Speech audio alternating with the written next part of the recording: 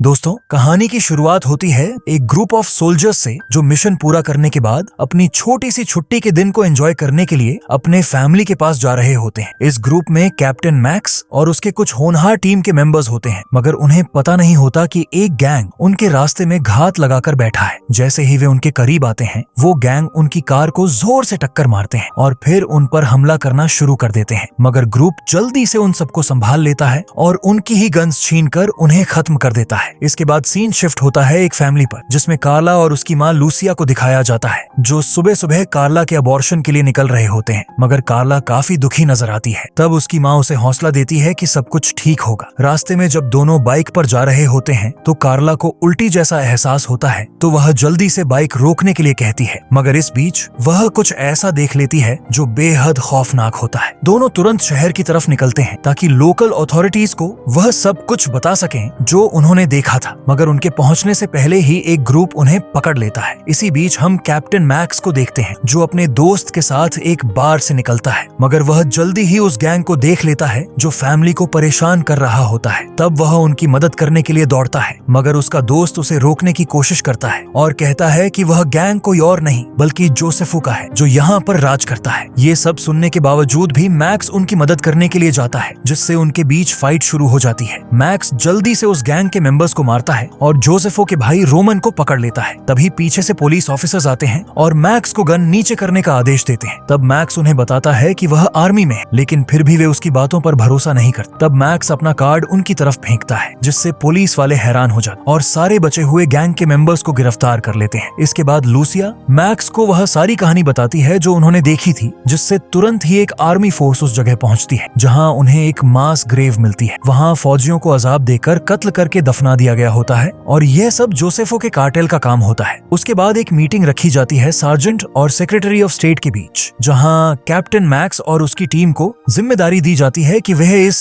Cartel का खात्मा करें। तब हम जोसेफो को देखते हैं, जो अपनी फैमिली के लिए ब्रेकफास्ट बना रहा होता है, लेकिन तभी वहां उसका भाई आता है और उसे हो रही सारी सिचुएशन के बारे में बता देता है। तब जोसेफो उसे आदेश देता है कि उस फैमिली को जाकर उठा ले। दूसरी तरफ मैक्स अपनी सारी टीम को मिशन के बारे में समझा रहा होता है, जिसमें उन्हें मरानो नाम के आदमी को पकड़ना होता है। जल्द ही टीम फिर उस टारगेट के लिए निकल जाती है। इसी बीच मरानो अपनी गैंग के साथ बीच पर आता है डील करने के लिए, लेकिन जल्द ही मैक्स और उसकी टीम वहां पहुंच जाते हैं और उसे आसानी से गिरफ्तार करके अपने साथ ले जाते हैं। रास्ते में वे मरानो को एक एजेंट के हवाले कर देते हैं। उसके बाद टीम कहती है कि वे काफी समय से अपने फैमिली के पास नहीं गए हैं, तो वे कैप्टन से पूछते हैं कि क्या उन्हें इस बार छुट्टी मिलेगी या नहीं। तब कैप्टन सार्जेंट के पास जाता है और उसे आज हुए मिशन का अपडेट देता है। सार्जेंट यह सब देखकर खुश होता है कि उनका मिशन बिना किसी जान जाने के पूरे हुआ और वह उसे और उसकी टीम को 3 दिन की छुट्टी दे देता है। मगर इसी बीच जब कार्ला और उसकी माँ घर में मौजूद होती हैं, तभी वहाँ होसेफो के लोग आते हैं और उन्हें अगवा कर लेते हैं। अगले दिन जब होसेफो किसी का इंतजार कर रहा होता है, तब हम वहाँ सेक्रेटरी ऑफ स्टेट को देखते हैं, जो होसेफो से मिल रहा होता है। सेक्रेटरी होसेफो को एक सेल फोन देता है, जिसमें मैक्स और उसकी टीम की सारी लोकेशन अपडेट्स मौजूद होती हैं। जहाँ जहाँ वे जाएंगे, होसेफो को सेल फोन पर अपडेट मिलते रहेंगे। सेक्रेटरी ऑफ स्टेट इस बात से बिल्कुल बेखबर होता है कि जोसेफो का भाई रोमन दूर से उनकी वीडियो रिकॉर्ड कर रहा होता है। उसके बाद जोसेफो सेक्रेटरी को पैसे देने का ऑफर करता है, मगर वह बिना पैसे लिए वहां से निकल जाता है। जल्द ही जोसेफो का भाई वहां आ जाता है और जोसेफो उससे पूछता है कि वीडियो सही रिकॉर्ड हुई या नहीं। तो उसका भाई कहता है कि सारी चीज रिकॉर्ड हो गई है। तब रोमन कहता है कि कैप्टन का कुछ करना होगा और उसकी टीम को मारना ही उनका आखिरी रास्ता है अपनी गैंग के खिलाफ चल रही तहकीकात को रोकने का। लेकिन जोसेफो अपने भाई से कहता है कि चालाकी और मक्कारी से काम लें। उसे यकीन होता है कि मैक्स जैसे स्पेशल फोर्सेस के आदमी को आम तरीकों से खत्म नहीं किया जा सकता। अगले दिन जब टीम अपनी 3 दिन की छुट्टी को एंजॉय करने के लिए तैयारी करती है, तब मैक्स वहां एक कार लाता है, क्योंकि उन्हें ऑर्डर दिया गया होता है कि वह सिर्फ इसी शहर में अपनी छुट्टी एंजॉय करें, बॉर्डर से बाहर ना जाएं। जाने से पहले टीम एक ग्रुप फोटो लेती है। उसके बाद हम स्टार्ट वाला सीन देखते हैं, जहां हाईवे पर जोसेफो के लोग उन पर हमला किए थे। लेकिन जैसे ही वो लोग उनके हथियार उठाने लगते हैं, तभी उन्हें रेडियो पर बाकी गैंग के आने की खबर मिलती है और जल्दी ही रोमन अपने आदमियों के साथ वहां पहुंच जाता है, जिससे टीम को जंगल की तरफ भागना पड़ता है। रोमन और उसके लोग उन पर गोलियों की बरसात कर देते हैं, लेकिन जैसे ही टीम की बारी आती है तो वह सबको मार गिराते हैं, जिससे रोमन को भी चोट लगती है। तब रोमन अपनी कार के टायर्स को फायर करके ब्लास्ट कर देता है ताकि मैक्स की टीम वहां से भाग ना सके, और अपने भाई को फोन पर वॉइस मेल भेज देता है कि कैप्टन को जिंदा नहीं छोड़ना। जैसे ही टीम रोमन रोमन के पास पहुंचती है वह मैसेज पहले ही भेज चुका होता है और कुछ ही सेकंड्स के बाद वह मर जाता है। मैक्स जल्दी से उसका फोन उठाकर उसे अनलॉक करता है। तब उन्हें पता चलता है कि रोमन ने अपने भाई जोसेफो को मैसेज भेज दिया है, मतलब वह हमारे लिए और आदमी भेज सकता है। तब ग्रुप डिसाइड करता है कि उन्हें वापस बेस कैंप जाना चाहिए या बॉर्डर क्रॉस करना चाहिए, क्योंकि बेस कैंप उनसे 23 किलोमीटर दूर है जबकि बॉर्डर सिर्फ 13 किलोमीटर। तब मैक्स बेस को कॉल करता है और उन्हें एक लोकेशन बताता है जहां वह 6 घंटे में पहुंच सकते हैं ताकि स्क्वाड भी वहां पहुंचकर उन्हें बचा सके। उसके बाद टीम जंगल की ओर निकल जाती है। कुछ समय बाद जोसेफो हाईवे के उस स्थान पर पहुंचता है जहां रोमन और उसकी टीम ने स्पेशल फोर्सेस को एम्बुश करना था। जब वह अपने भाई रोमान की लाश देखता है तो बहुत भावुक हो जाता है और अपने सबसे खास आदमियों को मैक्स और उसकी टीम को मारने के लिए भेज देता है। वे सभी मैक्स और उसकी टीम की तरफ निकल पड़ते हैं। इसी बीच ग्रुप एक नदी के पास पहुंचता है जहां वे कुछ समय के लिए आराम करते हैं, लेकिन जल्द ही मैक्स को जोसेफो के लोग नजर आ जाते हैं और फिर से फाइट शुरू हो जाती है। लेकिन इस बार ग्रुप के पास ज्यादा गोलियां नहीं होती जिससे वे भागने लगते हैं। तभी मैक्स अपना दिमाग इस्तेमाल करके अपनी टीम को दोनों तरफ भेजता है और जैसे ही जोसेफो के लोग पास आते हैं टीम दोनों तरफ से फायरिंग करती है, जिससे सिर्फ एक साथी बचता है जो वहां से भाग जाता है। फाइट के दौरान पोलो और जेम्स दोनों घायल हो जाते हैं, जिन्हें टीम का एक सदस्य जल्दी से प्राथमिक उपचार दे देता है। इसके बाद हम जोसेफो को देखते हैं जो अपने साथ एक पूरी फौज ला रहा होता है और वही भागी हुई औरत भी वहां पहुंच जाती है जो जोसेफो को पूरी बात बता देती है कि उन्होंने सबको मार दिया है। यह सुनकर जोसेफो अपने आदमियों के साथ निकल जाता है। इसी दौरान मैक्स समझ जाता है कि उन्हें ट्रेस किया जा रहा है, इसलिए वह टीम के सारे लोगों के सेलफोन्स जमा करवा लेता है। जब जोसेफो वहां पहुंचता है तो उसे सेलफोन्स उसके आदमियों के पास मिलते हैं और वह समझ जाता है कि अब उन्हें ट्रेस नहीं किया जा सकता। थोड़ी देर बाद टीम को जंगल के अंदर कार्टेल का एक छुपा हुआ बेस मिलता है, तो वे अंदर जाने का सोचते हैं ताकि उन्हें कुछ हथियार मिल सके। वे जल्दी से हमला करके गार्ड्स को मार देते हैं, लेकिन जैसे ही टीम अंदर धकेलती है उन्हें कार्ला और लूसिया मिलती हैं, जिन्हें बेरहमी से सजा दी जा रही थी। उनकी हालत देखकर अंदाजा होता है कि उन्हें घंटों तक कैद और शायद अत्यधिक अत्याचार का सामना करना पड़ा था। लूसिया और कार्ला आजादी मिलने पर टीम का दिल से शुक्रिया अदा करती हैं। इसी वक्त टीम को भी जोसेफो के काफी हथियार मिल जाते हैं